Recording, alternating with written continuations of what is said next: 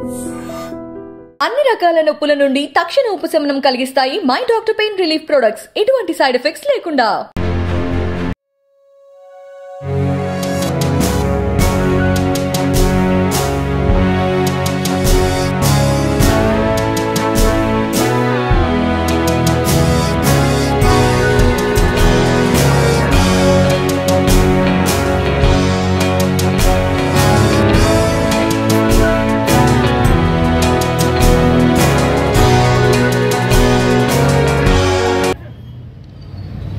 Bharatiya Janata party అధికారంలో ఉన్న party దేశంలో ఉన్నటువంటి అనేక ప్రజాస్వామిక సంస్థల్ని నిర్వీర్యం చేస్తూ మొత్తంగా ప్రజాస్వామ్యం అనేటువంటి దాన్ని కూని చేసే ప్రయత్నం చేస్తుంటే ప్రజాస్వామ్యాన్ని పరిరక్షించాలి, ప్రజల మధ్య విద్వేషాలను కలిగిస్తున్నటువంటి భారతీయ జనతా పార్టీకి వ్యతిరేకంగా నఫరత్ చోడో అని ఈరోజు దేశవ్యాప్తంగా కన్యాకుమారి నుంచి కశ్మీర్ దాకా పాదయాత్ర చేసిన రాహుల్ గాంధీ గారు ఈ రోజున యాత్ర ప్రారంభించినాడు.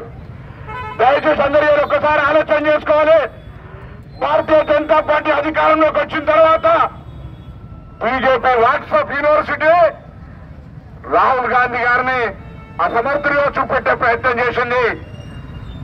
రాహుల్ గాంధీ గారి తండ్రి రాజీవ్ గాంధీ గారు, రాహుల్ గాంధీ గారి తల్లి నాయనమ్మ ఇందిరాగాంధీ గారు ఈ దేశం కోసం ప్రాణాలు అర్పిస్తే అటువంటి కుటుంబం నుంచి వచ్చిన రాహుల్ గాంధీ గారిని బీజేపీ వాట్సాప్ స్కూల్ ద్వారా విమర్శల లోపల తీసుకొచ్చే ప్రయత్నం చేసింది.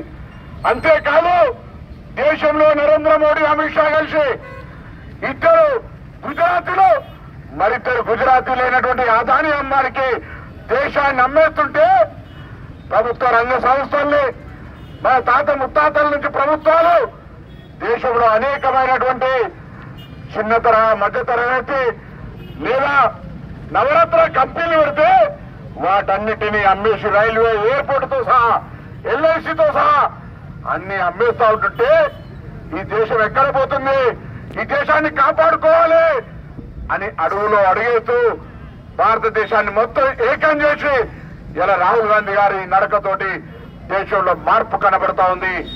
ప్రజలు కర్ణాటకతో షురు చేశారు, దానికనే ముందు హిమాచల్ ప్రదేశ్ తో షురు చేశారు. మళ్ళీ ఇప్పుడు తెలంగాణలో కూడా రాబోయే కాలంలో కాంగ్రెస్ పార్టీ గెలుపు ద్వారా రాహుల్ గాంధీ గారి పాదయాత్రకు సార్థకం చేస్తారనే మాట సందర్భంగా మనం చేస్తా ఉన్నా.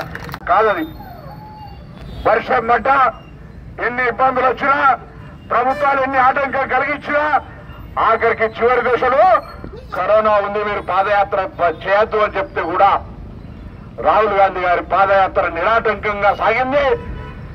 భారత్ జోడో కాదు, మొత్తం దేశంలో ప్రజాస్వామిక సంస్థల్ని నిర్వీర్యం చేసే ప్రయత్నంలో బీజేపీకి భయం కలిగింది.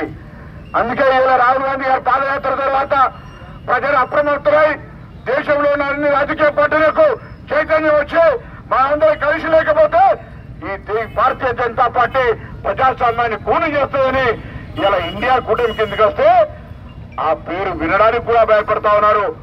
అసలు స్వతంత్రం వచ్చిన తర్వాత దానికంటే ముందు నుంచి కూడా మన దేశం ఇండియా ప్రధానమంత్రి Narendra Modi make in India అని ప్రోగ్రాం పెట్టిన ఆయన ఇవాళ భారత్ గా మారుతాడు. మనకేం అభ్యంతరం లేదు. కాంగ్రెస్ పార్టీ జాతీయ స్థాయి నాయకత్వం భారత్ అయినా ఒకటే, ఇండియా అయినా ఒకటే, కానీ ఏ పేరు మీద అయినా విద్వేషం వద్దు అనే మాట చెప్తా ఉన్నాడు. కాబట్టి ఇవాళ దయచేసి ఆలోచన చేయండి. మీరు కూడా గ్రామాల్లో చర్చ చేయండి.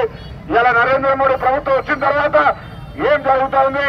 ఆయన పెద్ద మోడీ అయితే ఇక్కడ చంద్రశేఖరరావు చిన్న మోడీ ఇద్దరు కలిసి ఎట్లా ప్రజాస్వామికంగా ప్రజల గొంతుక లేకుండా నియంతృత్వంగా పరిపాలిస్తారో ఒక్కసారి ఆలోచన చేయమని చెప్పి కోరుతూ చాలా సమయం అయింది.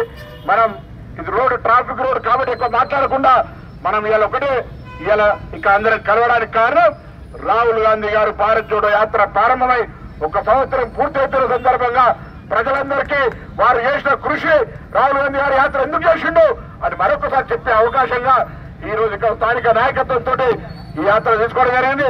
మరి ప్రవీణ్ రెడ్డి గారు, అదేవిధంగా శివయ్య గారు, లింగమూర్తి గారు, మండల కాంగ్రెస్ అధ్యక్షులు, చిత్తారాయు గారు, అందరు కౌన్సిలర్లు, యూత్ కాంగ్రెస్ ఎమ్మెల్సీ అందరం కూడా ప్రతి కార్యకర్త ఇందులో పాల్గొన్నాం.